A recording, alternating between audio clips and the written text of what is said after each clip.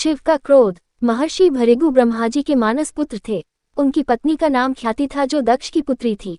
महर्षि भृगु सप्तर्षिमंडल के एक ऋषि हैं। सावन और भाद्रपद में वे भगवान सूर्य के रथ पर सवार रहते हैं। एक बार की बात है, सरस्वती नदी के तट पर ऋषि मुनि एकत्रित होकर इस विषय पर चर्चा कर रहे थे कि ब्रह्मा जी, शिव जी और श्री विष्णु में सबसे बड़े और श्रेष्ठ कौन है।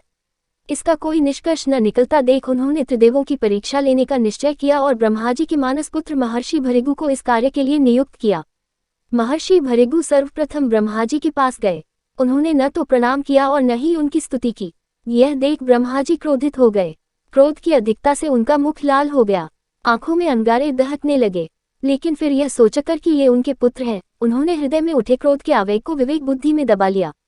वहां से महर्षि भृगु कैलाश गए। देवाधिदेव भगवान महादेव ने देखा कि भृगु आ रहे हैं तो वे प्रसन्न होकर अपने आसन से उठे और उनका आलिंगन करने के लिए भुजाएं फैला दी।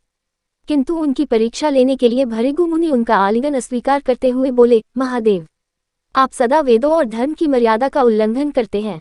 दुष्टों और पापियों को आप जो वरदान देते हैं उनसे सृष्टि पर भयंकर संकट आ जाता है, इसलिए मैं आपका आलिंगन कदापि नहीं करूंगा।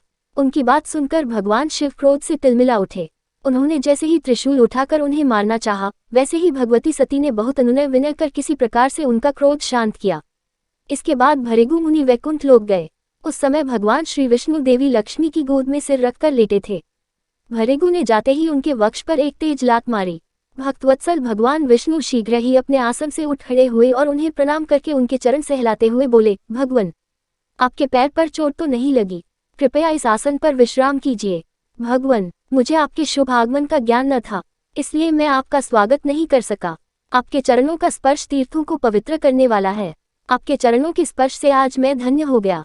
भगवान विष्णु का यह प्रेम व्यवहार देखकर महर्षि भृगु की आंखों से आंसू बहने लगे। उसके बाद वे ऋषि मुनियों के पास लौट आए और ब्रह्मा जी, शिव जी और श्री विष्णु की यहाँ के सभी अनुभव विस्तार से कह बताया। उनके अनुभव सुनकर सभी ऋषि मुनि बड़े हैरान हुए और उनके सभी संदेह दूर हो गए। तभी से वे भगवान विष्णु को सर्वश्रेष्ठ मानकर उनकी पूजा अर्चना करने लगे। वास्तव में उन ऋषि मुनियों ने अपने लिए नहीं, बल्कि मनुष्यों के संदेहों को मिटाने के लिए ही ऐसी लीला रची थी।